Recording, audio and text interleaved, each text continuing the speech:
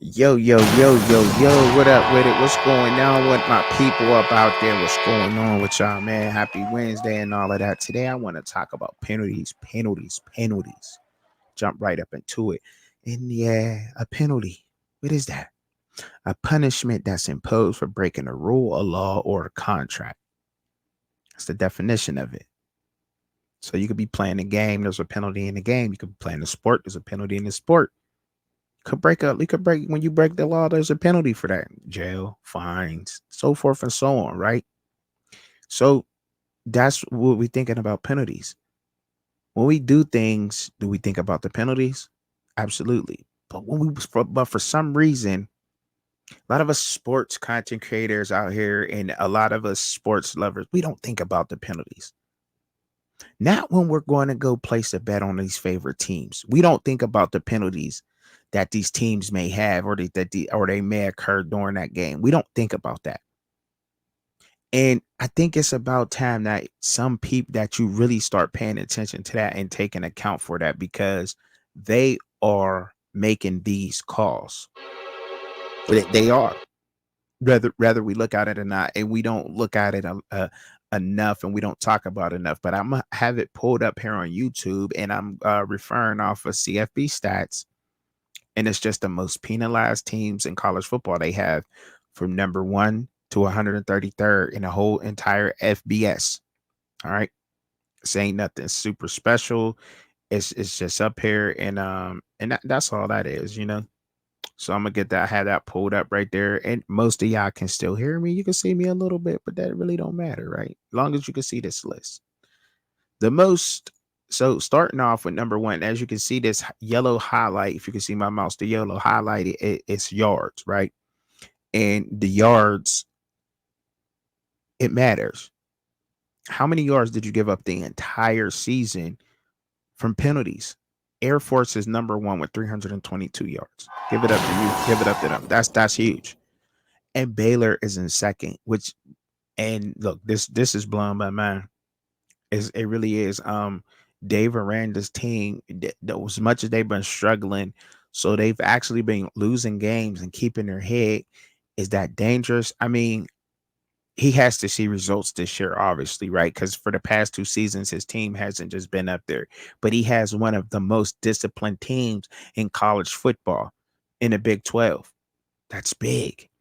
Even more disciplined than the national championship, Michigan Wolverines, which is in fifth place with 412 yards that they given up off of penalties. And when you think about that, this is how disciplined a team is. And in Minnesota's in number 3, Florida Atlantic is number 4, Iowa's number 6, Wyoming's number 7, Army is at 8, tied with Temple, 440 yards. But Temple actually has more. So we'll put Temple has 54 penalties. Army has 48. Um, but I'm ranking it by the yards. I'm not ranking it by penalties. I'm ranking it by penalty yards. Okay.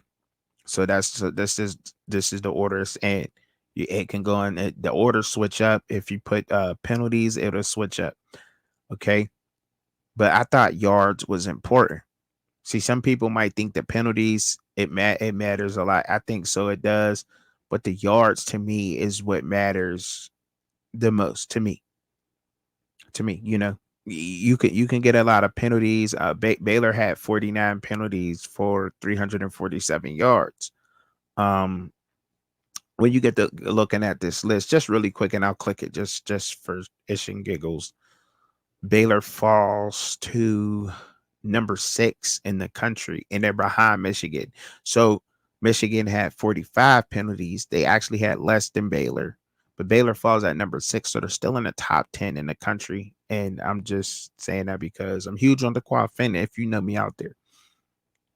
But Michigan is they're a very disciplined team, and disciplined teams win. They may not win now, and they may not look pretty when they're losing, but a disciplined team is everything. It's everything because you can build off of that culture. That's saying that the culture is set at these schools, whether Whether we see the superstars there or not, there is a accountability in that culture there, and it is set and it's firm because these schools or these teams, I should say, in college football are not penalized as much and they're not losing yards. So I'm going back to yards now because I think that's what matters, right? How many yards did you give up? So these teams are just giving up a vast amount of yards, man. I mean, when you going in the 500s, I mean, and the penalties 59, 61 with Tulsa. Tulsa was pretty good and they gave up 61. They were number 19 in the country. James Madison was good too. They had 72 penalties for 521 yards and they were like, I think they only lost one game last season. Um and they averaged about, so let's see their average. Their average was 40 yards a game off of penalties. And that matters. That matters a lot. That matters a lot. That matters. When everything is said and done, that matters because it's the culture. Because when you are committing a penalty and it's the same thing over and over, it's more or less of your personality. So when we get to looking at these teams, it's the team's personality. It's and some people would say it's the culture around the team. It's the personality of the team, the culture. So it's one and the same, right? It's what's being allowed by the head coach and these players. What are these players can't keep their cool, they're committing simple penalties, they're whatever it is, whatever is going on, it's about discipline. And which the thing that's tripping me out a little bit with this list right here is that, and this is from last year, this is last year's list. I'm not seeing yet Georgia, a Florida. I see Clemson at number 28. That's Dabo Sweeney's team, right? So where am I getting at? Penn State's number 32. And y'all kind of see where I'm going with this, right? Y'all kind of see where I'm going with this. As much as the media ripped Harbaugh up there at Michigan and Sharon Moore. And by the way, shout out to Sharon Moore, went undefeated in 5 games. We forget that, and that's hard to do, especially in the Big Ten. And I believe he coached his team to beat Ohio State too. He took over as the interim head coach. Shout out to Sharon Moore. But this team was still there, and when you look at some of these teams, right, you get to looking at these top, and I know the transfer portal is here. You look at these teams and look, I haven't done this. I'm taking a shot in the dark, right? Because I want people to fact check me, but I can almost guarantee you these top teams, the top 10 teams in penalties, recruit. They recruit and retain their recruiting, and they're building a culture there. And this is why it's able to work. And of course it is. I mean, especially when you get to looking at these top teams, because even Northwestern, they had a phenomenal season last year. And in seven, they ended 8-5. They beat Utah in a bowl game. I say it was phenomenal for the simple fact the year before they were 1-11. First time head coach. And he's right behind a very prominent coach in Dabo, right? Over at Clemson. We can say that. And I mean, they're literally tied for they had Northwestern had 5 more penalties than Clemson. Clemson had 64, Northwestern had 69, but they're tied for yards with 554. That's important. That's culture. These teams are recruiting their talent, and I still have not seen. I'm trying to find Georgia and everything, but that's phenomenal. So we got to give it up for them. We got to give it up to those teams. Because you don't look at that. And some of our favorite teams out there, right? Like for instance, okay, so we'll say Ohio State. They're tied at number 39 with Oklahoma State. They actually have four more penalties than Oklahoma State. Oklahoma State has 70. Ohio State has 74, but they're tied for yards with 579. Ohio State averaged about 44 yards, 44 and a half yards per game in penalties. It's important. Not to say that there's not a culture there, but and they're really not recruiting. But what I'm saying is it's just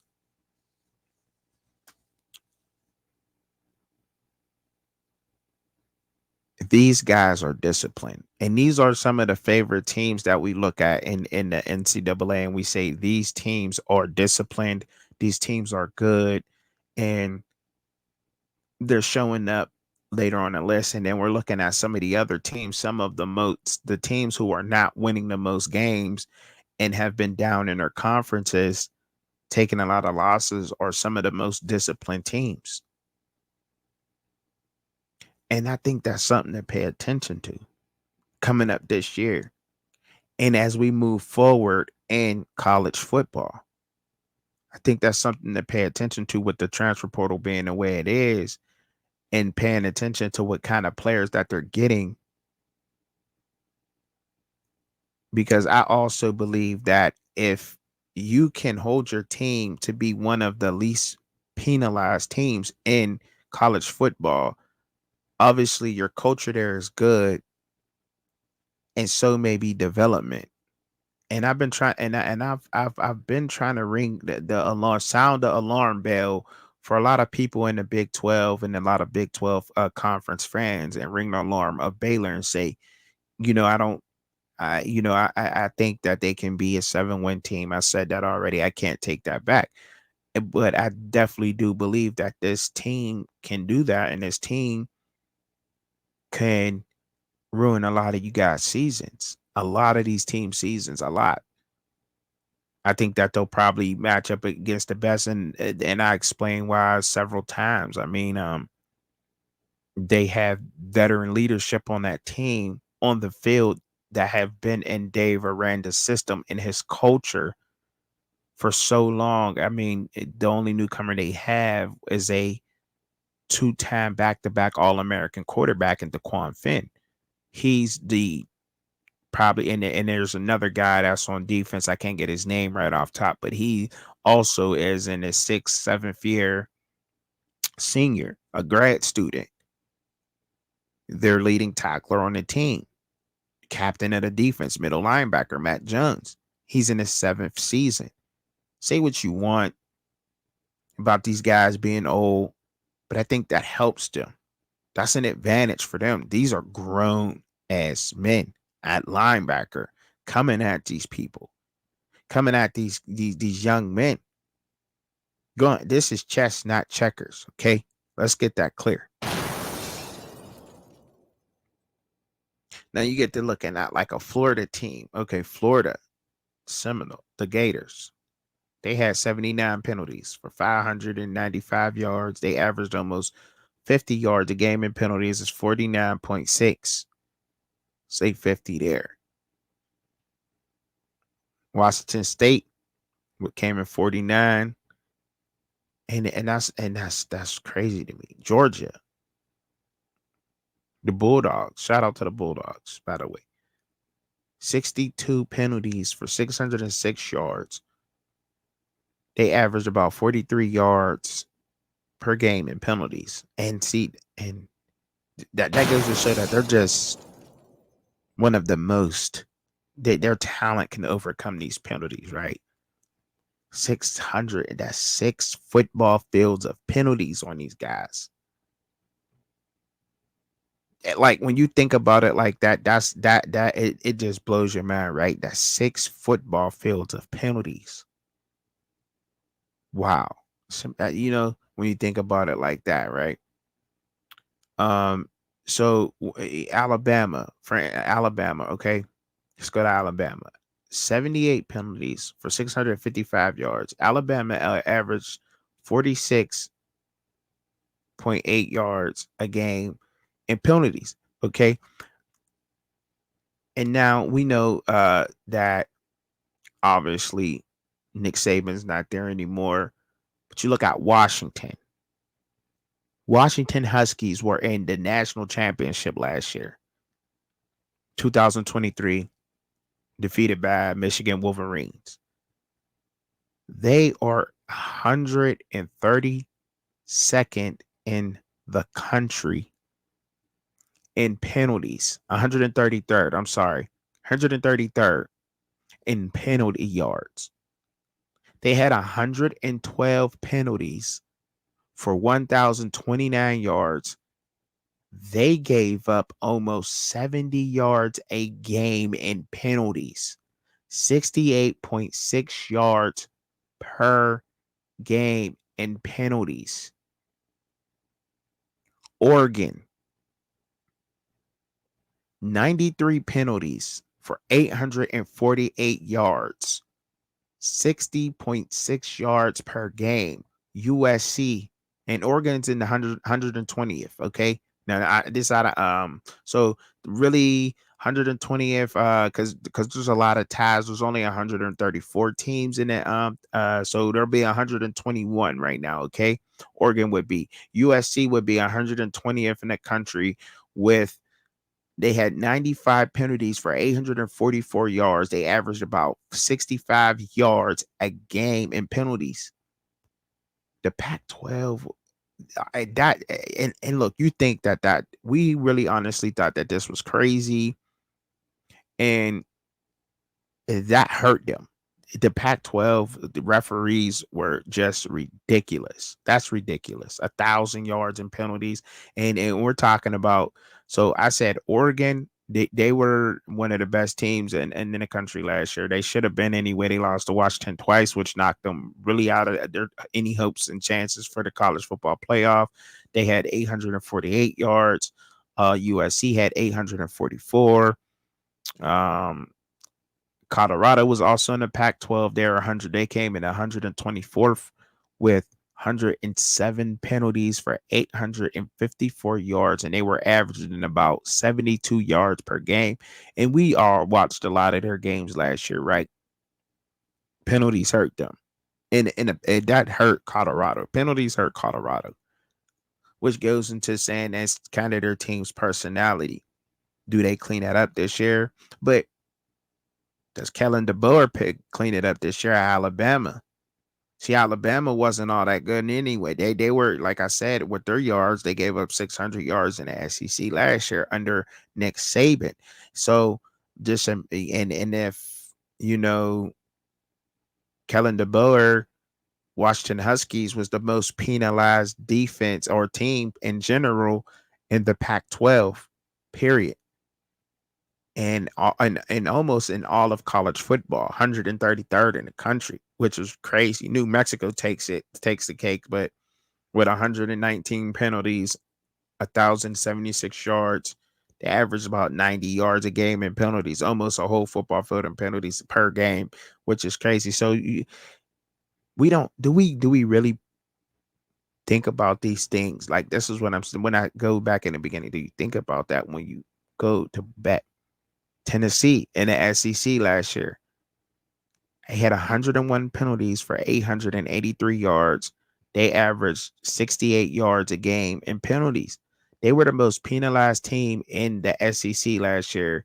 Tennessee, Joe Milton not quarterback. Tennessee could have had a way better season had it not been for the penalties. That hurt them. The culture in Tennessee hurt Tennessee. The discipline in Tennessee hurt them. Their self-discipline really killed them. Um, I mean, you can look at the games and you can say, or they were blowouts, but when you giving up almost 68 yards a game in penalties, that hurts. That's the average per game. To some of my casuals out there, and to everybody out there, to my people who watch sports, that's 3/4 of the football field. 3/4 of the football field per game that they're giving up in penalties. And that's not why they're losing games. Absolutely, it is. That absolutely goes into why they're losing games. Same thing with Colorado, for instance, 71 yards per game. That's 3/4 of a football field. That's absolutely why they lost some of them games. Them penalties was adding up. Liberty. Liberty, had they not had the talent they had last year, they're 128th in the country when it comes down to penalties and yards off of penalties. 88 penalties in total, 875 yards. They average 63 yards per game in penalties. If they like, you either have to have the talent to overcome the penalties or what, but it also seems like for instance, that particular division, those referees let their whistle blow. They're paying attention to every little thing. Every little thing matters. They don't let a lot of things ride in that division because you have New Mexico State, Utah State, Texas State. They're all in the bottom half of the country. All in the bottom half of the country.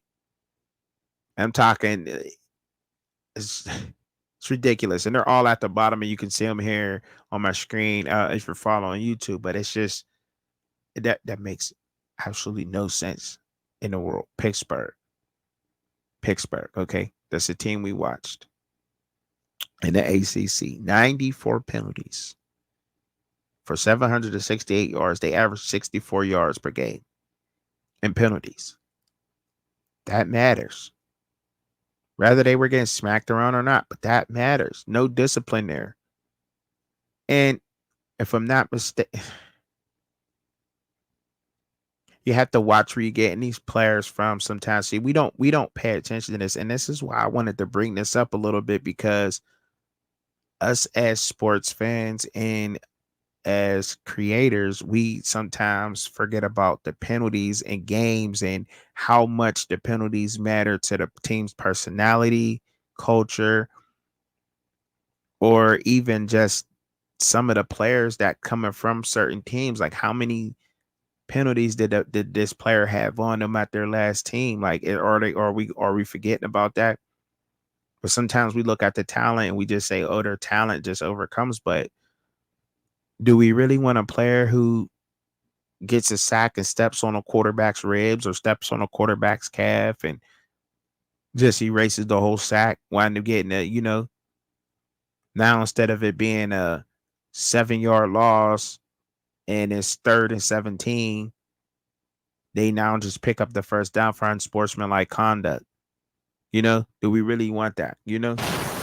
And I think that we overlooked that with a lot of these teams, like North Carolina. Penalties hurt North Carolina, the Tar Heels last year. Absolutely, they're in what, 125th in the country in penalty yards. 93 penalties in total, 862 yards. They average 66 yards a game in penalties. And if you watch them, they got one of the best running backs in college football, Marion Hampton. Could argue that. You can argue that.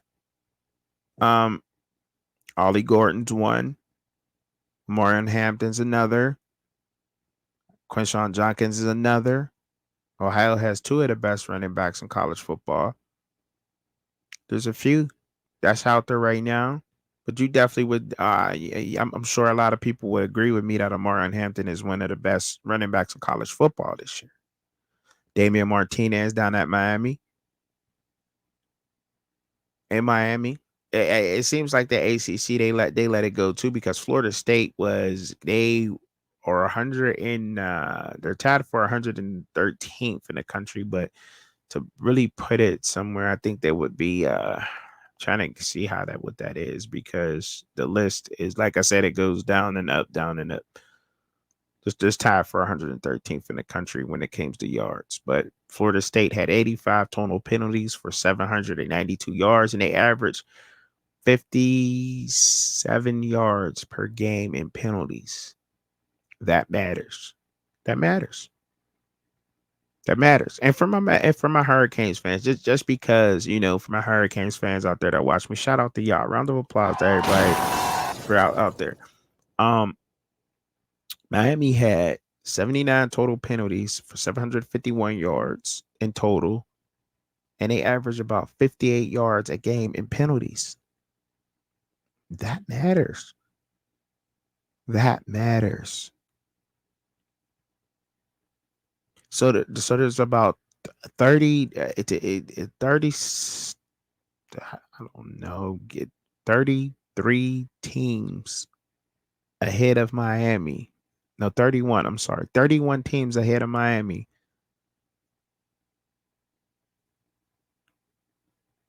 in the country that are more penalized. But you can't just blame it on them. Some of the worst refs in college football, I'm guessing, or in the ACC and the Pac-12. And the reason of me saying this, and I'm coming up with this conclusion, because when you get to looking at this list and the way that I'm looking at it, there's a lot of Pac-12. You see one SEC team down there, and that's Tennessee. But then you see a lot of ACC teams. You see a lot of American athletic conference, and you see Southern Alabama, Coastal Carolina, um, Maryland. It was in 97, 97, 98. They had 72. See, that's when you're not really seeing a lot of those teams right there, So that's where I'm coming up with this. Now, y'all can correct me if I'm wrong in the comments and so forth and so on, but this is what I'm coming up with. But we have to keep this in mind. We definitely have to keep this in mind when it comes to these teams, because in certain games now, I couldn't go into the games. I can't remember off top of what games these penalties mattered the most with certain teams. But when you watch your favorite team, this penalties matter. Penalties matter, man. They do. And I want that to bring that to y'all, like, because to light today, and to talk about penalties, because I think that's something that we often forget, even when we're just in casual sports conversations. We forget about penalties. We don't think about penalties when we go to bet. That's one thing we don't do. We don't think about a penalty may stop something. We forget about that.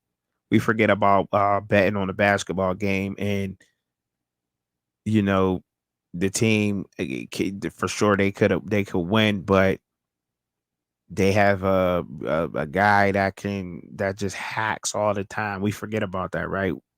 Sometimes we do. He fouls a lot.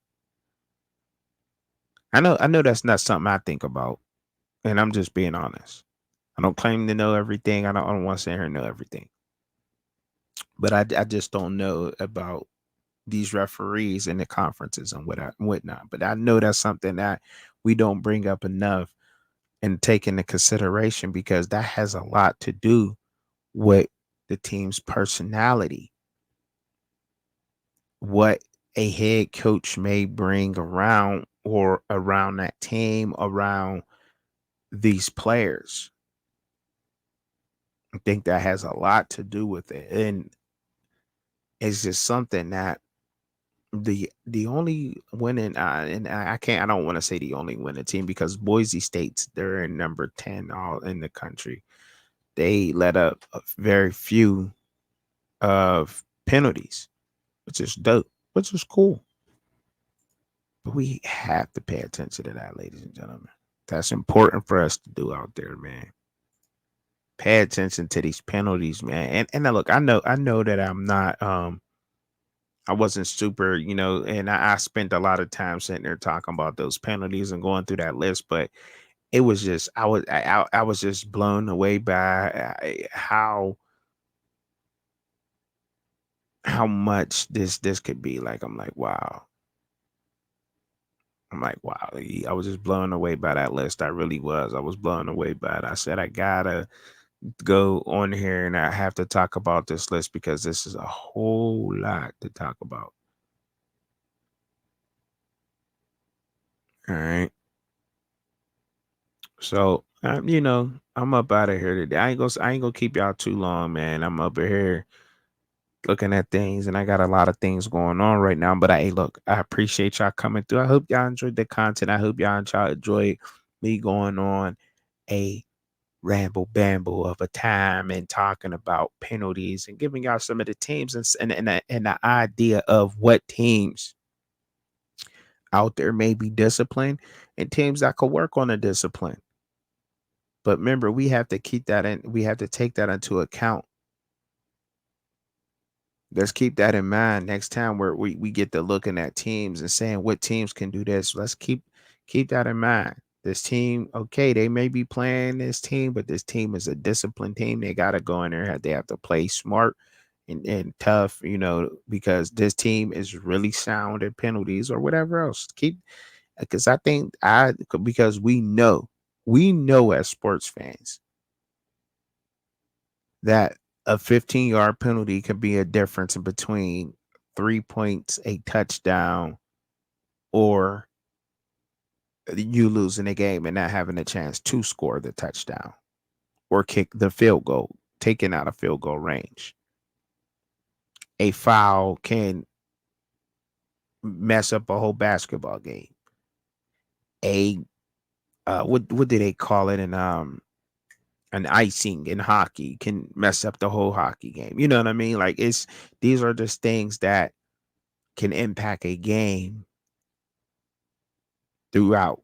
So just something to think about. I thought it was something different to bring today, and I wanted to bring it to y'all attention, man. But y'all know how I'm doing, giving it up out here, man. I hope that y'all have a happy and wonderful evening. Thank y'all for tuning in to Sports with Chuck and Chubby. Make sure that y'all follow me on Apple Podcast, Samsung, Amazon, whatever you get, iHeart, whatever platform you have for podcasts, I may be on there. Make sure that y'all follow me on there. Subscribe to the channel if you're new here. Hit the like button for me one time. Troll me in the comments. Do what you do. But just make sure that you always here. Appreciate you stopping through, man. Peace. Want to see Truck and Chubby live and co-host Shad? Tune in at Fans Point of View, Saturday, 6:30 p.m. Eastern Standard Time, 3:30 p.m. Pacific Time. But in the meantime, in between time, enjoy the content. Don't forget to hit your notification bell for all updates. Thank you for watching.